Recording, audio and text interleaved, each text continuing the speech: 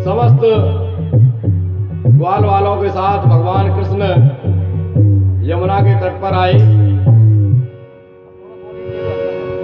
श्री रामा के साथ आज भगवान कन्हैया गेंद का खेल खेल रहे हैं। सभी ग्वाल वाल मिलकर के गेंद को खेल रहे हैं। दो टीमें बनाई गई, दो पार्टियां, दो समूह बनाए गए।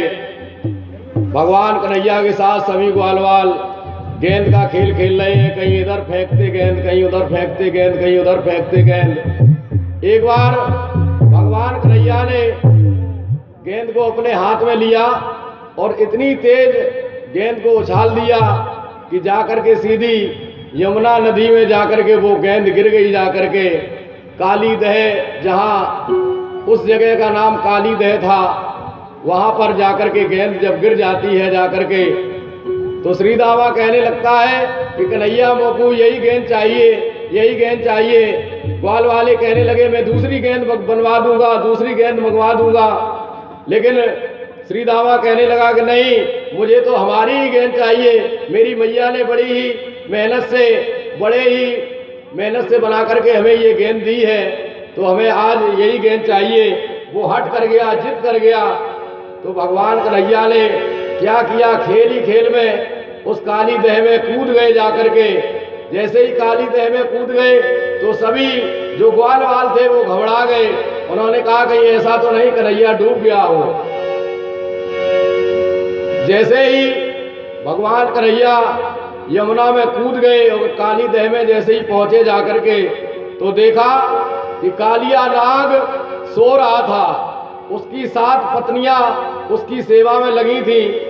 जैसे ही कन्हैया को आते उन 7 पत्नियों ने देखा तो देख करके वो मोहित हो गई और कहने लगी कि पता नहीं है कि ये किसका बालक यहाँ पर आ गया। कहने लगी कि आप यहाँ से चले जाओ, अगर हमारे पति अगर जाग गए तो आपके प्राण हरण कर लेंगे, आपको छोड़ेंगे नहीं। प्रार्थना करने लगी कि आप चले जाइए। लेकिन कन्हैया ने कहा जो कार्य मैं करने के लिए आया हूँ वो तो कार्य करके ही जाऊंगा। क्योंकि काली दह में जो कालिया नाग रहता था, उस काली दह में यमुना का जल सदा खौलता ही रहता था। विषैला जल जिसको पान करने से गाय जिसका पान कर लेती थी तो वो गाय मर जाती थी। और जो भी पक्षी इत्यादि जो भी यमुना से निकलते ऊपर से, तो उसकी विष की इतना प्रभावशाली विष था, वो सभी पक्षी उसी जल में गिर जाते और मर जाते। तो महाराज कन्हैया ने देखा ये तो बहुत ही अनर्थ हो रहा है, मेरा जन्म हो चुका है। तो महाराज आज जैसे ही कालिया नाग सो रहा था तो भगवान ने कालिया नाग की पूंछ में जोर से अपने पैर से प्रहार किया। कालिया नाग जागा। तो जैसे ही जागा कालिया नाग तो कहने लगा कि प्रभु मुझे छोड़ दो, मेरी मजबूरी है, मैं ऐसे ही यहाँ नहीं आया हूँ, क्योंकि यही एक स्थान हमारे लिए सुरक्षित है। मैं अपनी प्राणों की रक्षा करने के लिए इस काली दह में रहता हूँ। तो भगवान कन्हैया ने कहा आज के बाद ये काली दह आप छोड़ जाइए। पत्नियां प्रार्थना करने लगी, 7 पत्नियां के प्रभु हमारे पति को छोड़ दीजिए, मेरे पति के प्राण न लीजिए, क्योंकि हम विधवा हो जाएंगे। भगवान किसी का सिंदूर हरण नहीं करते। जब उनकी 7 पत्नियां प्रार्थना करने लगी तो भगवान कन्हैया ने कहा ये स्थान आपको छोड़ करके किसी और स्थान पे जाना होगा। तो कालिया नाग कहने लगा प्रभु मैं गरुड़ राज के भय से इस स्थान पर रहता हूँ, नहीं तो मैं अन्य क्षेत्र में भी रह सकता था। मुझे गरुड़ का बहुत ही भारी भय है। गरुड़ मेरे प्राण किसी भी समय ले सकता है। तो एक समय की बात है, कालिया नाग अपने परिवार के सहित अपने द्वीप में रहता था और भगवान का जो गरुड़ वो नागों को खाया करता था। जाकर के गरुड़ जैसे ही जाता था, कहीं इस सर्प को खाया, उसे अधमरा छोड़ दिया, कहीं उसको खाया, कहीं उसको खाया, कहीं इसको छोड़ दिया, कहीं उसे घायल कर दिया।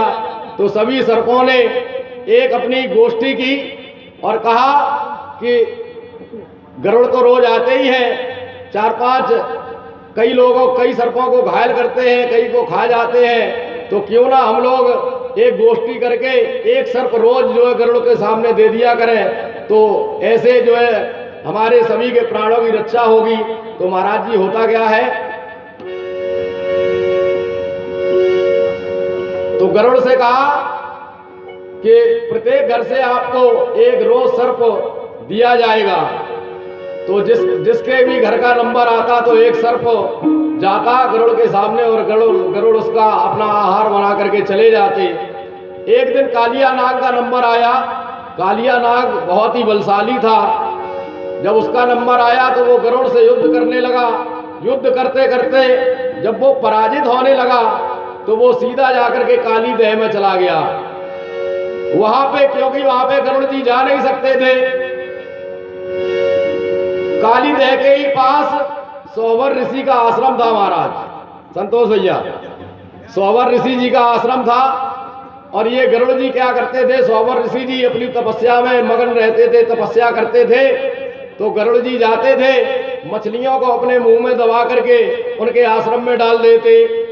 तो सोवर ऋषि ने देखा कि ये पक्षी यहाँ पे रोज आता है और हमारा आश्रम अशुद्ध कर देता है आकर के। तो जैसे ही देखा, 4 दिन हो गए, 6 दिन हो गए, जब निरंतर ऐसे ही जब देखते रहे कि अरे ये तो गरुड़ ऐसे ही आता है और मछली को हमारे आश्रम पे छोड़ देता है, हमारा आश्रम अपवित्र हो जाता है। तो महाराज जी होता क्या है,